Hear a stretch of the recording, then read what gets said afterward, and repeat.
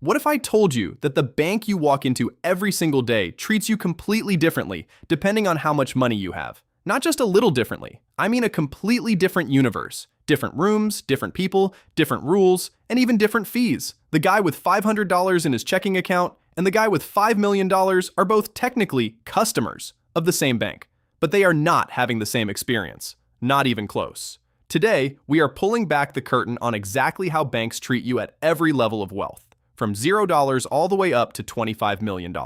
And trust me, by the end of this video, you will never look at your bank the same way again.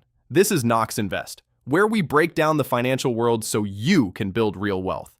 If this is your first time here, welcome. Make sure you hit that like button right now and subscribe so you never miss a video. Let's get into it. Let's start at the very bottom, $0. Or maybe you've got a few $100 sitting in a basic checking account. At this level, you are what the banking industry quietly calls a low-value customer. Now, they will never say that to your face, but their systems know it, their algorithms know it, and their fee structures, they absolutely know it. At the $0 to $1,000 level, banks are actually losing money on you in most cases. The cost of maintaining your account, customer service, infrastructure, fraud protection, it all adds up.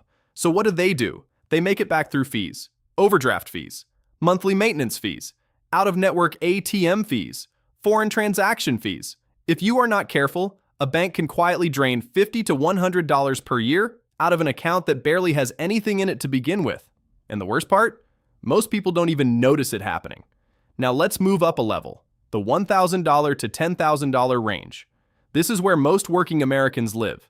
You've got a direct deposit coming in, maybe a savings account, maybe a debit card you use every day. At this level, banks start to see you as a real viable customer. You qualify for things like fee waivers on your checking account if you meet minimum balance requirements. You might get access to a basic credit card, and if you walk into a branch, a teller will help you without hesitation. But here is the reality check. You are still a number at this level. You are processed through the system. Your loan applications go through automated underwriting.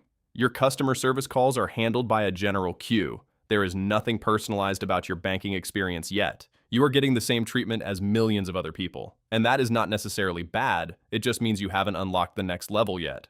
Now things start to get interesting. The $10,000 to $100,000 range. This is where you start crossing into what some banks call the mass affluent category. And with that label comes a noticeable shift in how they talk to you. At this level, you might get access to a dedicated banker at your local branch, someone who knows your name, maybe even calls you personally. You start qualifying for better interest rates on savings products, better terms on personal loans, and premium credit cards with real rewards. Some banks will even assign you to a priority customer service line, which means you are no longer waiting 45 minutes on hold listening to elevator music.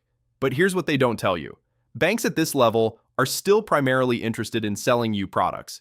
Every time your dedicated banker calls, there is a very good chance they are calling because their sales quota is due. Home equity lines of credit, investment products, insurance. They see a customer with growing assets, and their job is to capture as much of your financial life as possible. You have to stay sharp at this level. The relationship is friendlier, but it is still transactional. Let's keep climbing. $100,000 to $1 million.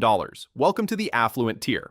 And this is where banking genuinely starts to change in meaningful ways. At this level, most major banks will introduce you to what they call preferred banking or priority banking programs. You get a dedicated relationship manager, not just a teller or a branch banker, but an actual person whose job is specifically to manage your account. They have access to products that are not advertised to the general public, better CD rates, better mortgage terms, waived fees across the board, in some cases access to private banking events and exclusive financial seminars. Your loans get looked at differently here too. When you walk in with a net worth in this range, underwriting becomes more nuanced. Bankers have more discretion. They can sometimes make exceptions that would never happen for a standard customer. And your credit? It gets handled by humans who have the authority to override automated decisions. The interesting thing about this bracket is the psychology of it all. Banks know that someone with $200,000 or $500,000 today might have $2 or $5 million in 10 years. They are not just serving who you are right now, they are investing in who you are going to become. That is a strategic relationship, and it starts to feel that way. Now we cross the $1 million threshold. $1 million to $5 million.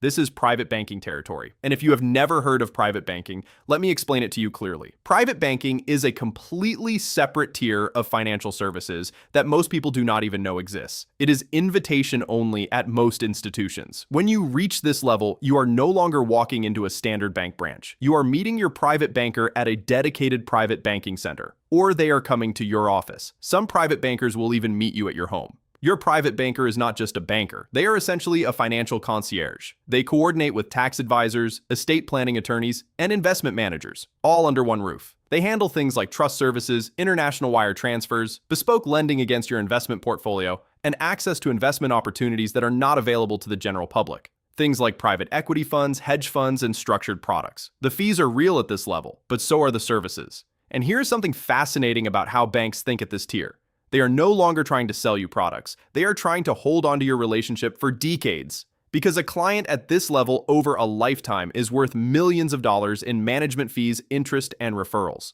Your banker is incentivized to make sure you are genuinely happy. The dynamic has fundamentally shifted. Now let's go even higher. $5 million to $25 million. This is ultra high net worth territory. And at this level, the word bank almost feels too small to describe the relationship. At $5 million and above, the biggest financial institutions, we're talking JP Morgan Private Bank, Goldman Sachs Private Wealth Management, Morgan Stanley's Family Office Division, Citi Private Bank, these institutions are not just managing your money. They are managing your entire financial life. They are coordinating your taxes, your estate, your philanthropy, your business interests, and your generational wealth strategy. Your team at this level is not one person. It is an ensemble. You might have a relationship manager, a dedicated investment officer, a credit specialist, a fiduciary advisor, and a concierge service team, all assigned specifically to your account. Some institutions offer what they call a family office light service, which mirrors the kind of wealth management infrastructure that only billionaires used to have access to. And the access you get to investments at this level is extraordinary. We are talking about pre-IPO investment opportunities, direct co-investments in private deals, customized bond portfolios built specifically around your tax situation, real estate investment structures that are not available to the public. The financial world at $25 million looks nothing like the financial world at $25,000. Nothing at all.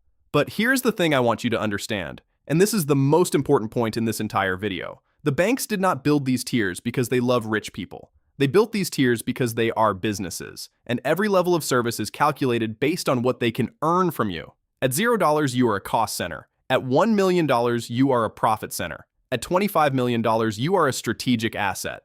Understanding this changes how you should interact with banks at every level. When you are small, protect your fees aggressively. Use credit unions, high-yield online savings accounts, and fee-free banking products. When you start growing, shop around. Banks want your business, and they will negotiate more than most people realize. And as your wealth compounds, understand that the institutions courting you are not doing it out of generosity. They are doing it because you represent long-term revenue. Know your value, and use that leverage. Here's the bottom line. Banks are not neutral institutions. They are businesses that allocate their best services, their best people, and their best rates to the customers who generate the most value for them. And once you understand that, you stop being a passive customer and you start being a strategic one. Whether you are starting from zero or you are already building real wealth, the rules of this game are learnable and now you know them, so use them. If you got value from this video, do me a favor and hit that like button. It genuinely helps this channel grow. And if you are serious about building wealth and understanding how money actually works, subscribe to Knox Invest. We put out videos every week designed to give you the knowledge that most people never get. I will see you in the next one. Let's keep building.